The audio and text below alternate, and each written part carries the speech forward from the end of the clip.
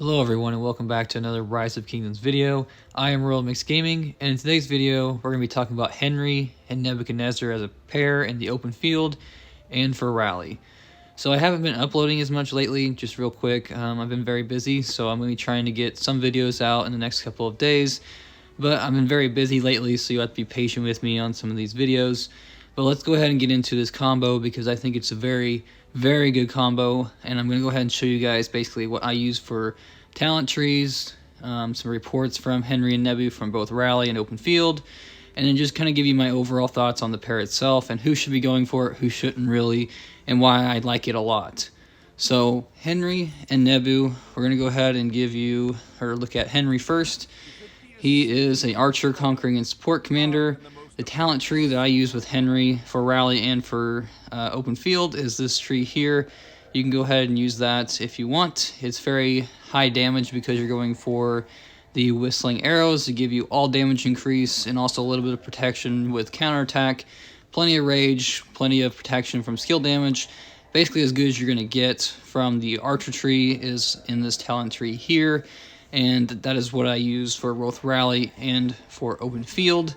Nebuchadnezzar, as we all know, is a much older commander, but he's also in my lineup. I just can't click on him. He's an archer, conquering, and skill commander, and the reason I use Henry first is because I think the support tree is a little bit better than the skill tree. Also, I think that the Henry just gets targeted most likely less often, but it also is a little bit more off-putting when you target Henry first rather than Nebu first, because Nebu doesn't have as much defense as Henry does with the support tree. Not as much, but it's still decent. But that is why I would use Henry first instead of Nebuchadnezzar. Another reason I like this combo is it protects Nebuchadnezzar because Henry's tankier than YSG would be by a lot. This March also is going to have a lot of counterattack from the skills that they have on both these commanders. Both of them have counterattack. I think that the counterattack from Henry only works in rally, but I think that the one from Nebu may work in open field. But either way, for a rally, the counterattack is very high, which is really good. And then the AoE from Nebuchadnezzar here is what you're protecting. Rather than using YSG here, you're using Henry to try and protect your Nebuchadnezzar and get as much AoE as you can, while also protecting your march as best you can in the open field and in rally. So I'm going to go ahead and show you guys some reports, but both these commanders need to be maxed out for rally, obviously. Open field, I would say Henry needs to be probably maxed out. Otherwise, I think you're just not going to get the whole benefits from Henry. But then Nebuchadnezzar, you can probably do him 5-5, 1-5, because if you're not going to rally, you don't really need this skill. Obviously, the last skill is good, but it's not necessary if you want to do that. But Henry, he just really needs to be maxed out to be the best he can be.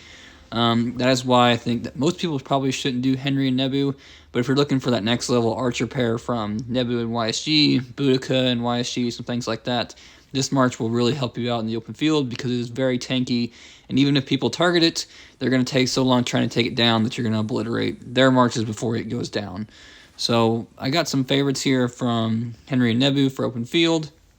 Obviously, this is altar fight, so take it with kind of a grain of salt. Not everything's fair in the altar fights, but obviously I'm getting even good trades or even trades against Cav here. And we also have beating some, I would say, not so good marches with like Attila and Nevsky and things like that. It's not the best. Obviously, Crystal Tech also has a effect on this, but as you can see here, we're doing some pretty good damage against infantry, which is obvious and is very good. Taking some damage from Cavs, obviously, but definitely doing some hurt on infantry as we go through this report here.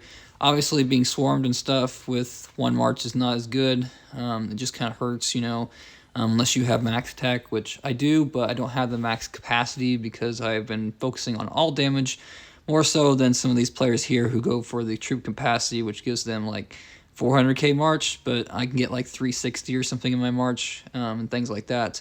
I also don't have VIP 17 or anything like that yet, but I plan to gem my way there here pretty soon.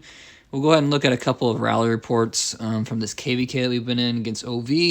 And we'll also try to stream, I think it's the past 7 opening in like, a week or so. We'll go ahead and try and stream that. I don't know if I'm going to take off to do that or things like that. I've been very busy lately, like I've been saying, so we're going to go ahead and scroll through some of these reports, but I'll let you know what's going to happen when that comes around. So this is a even trade, or very decently positive, because there's a lot more T5 in this flag than this is. They did swarm this rally most of the time because OV had the field. We were doing some rallying for C9N, trying to bring down a flag.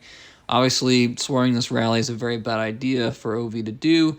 Has a very high counterattack, and in the AoE, obviously got some people also. But overall, I have never had, at least in this KVK, a bad trade with this rally. It's always been even or very, very good, as long as the reinforcements are on point. I did really well on this flag, obviously, because the captain was not good. It did get switched to a Xeno later on, but the flag was already very, very low. It's possible we swarmed this flag. Obviously, you can see the Xeno was there, just it wasn't captain at the very beginning, and we did some really good damage at the start. They did try to swarm this rally, I think, a few times, possibly, but this rally does very good against swarm. If you can keep this rally full, it punishes people that try to swarm it. You're going to take very, very nasty trades against it when you are trying to swarm it. As long as you can keep the rally full, obviously, is really, really good. Another good trade against a Xeno and YSS. Xeno YSS is obviously not as good anymore as Xenoflav. Xenoflav is going to be slightly positive. Xeno YSS, I'm going to get a much better trade because there's less stats there, and it's not just full infantry in there. It's going to be maybe possibly archers, calves, maybe some siege, depending on what time of the KVK it is. At this point, I don't believe there's probably any siege in this flag. It should be pretty much all regular troops. I can't check it since this is probably about, I don't know, a week old, something like that from our past 4 opening, things like that. But people did try to swarm this, obviously, and AoE did very, very well. It's a very positive report here. And then we're going to go ahead and scroll through another one. So like I was kind of saying, Xenoflav, more even trade. They definitely put more T5 in this flag than we did. More T4 in ours, so we got more troops dead, but it's kind of an even trade because, I mean, they're losing more T5s, which costs more overall. And then people obviously tried to swarm this rally and got punished for it, especially when you're swarming with Cyrus. It's going to be painful, as you can see there. It's not the best march to be using to swarm. Obviously, some people took some dead trying to swarm this rally, because if you don't have any tech, it's a bad idea to swarm a tech rally. This is more what you would see if it's a more even trade or less reinforced rally. It's going to be pretty much an even trade, no real issue there. This Jad and this John Zixa were not both max, so I think the Jad was like 5.552 or something like that. She wasn't max. That's why it's a much better trade on this one. But otherwise, you would see what was in that first report I'd shown you with John and Jadwiga. Those were both max, good commanders in that flag, and it was more of a slightly positive trade rather than like a almost 3-to-1 trade as this one here, with a lot of T5 in this flag that we were killing. That is basically the main reports that I would show to you. And my overall thoughts on this march is it's very tanky, does a lot of good AoE. People try to swarm it, but it's also not the best march to try to swarm. Like I was kind of saying, it's much tankier than you're going to be for like a Boudica and YSG, or even like a Guan Scipio is probably not as tanky as this march, simply because this archers just have a lot of stats. The support tree is very nice, and that's why I like this march a lot. It's probably one of my favorite marches. So I hope you guys learn some more about this march. Maybe you try it out yourself if you have the commanders. If you don't worry about it. It's not a big deal. You can always use some of the older pairs that I've shown you in other videos, but this is just kind of like that next level up march that I really, really do enjoy, and it's a great march for me because I like archers a lot.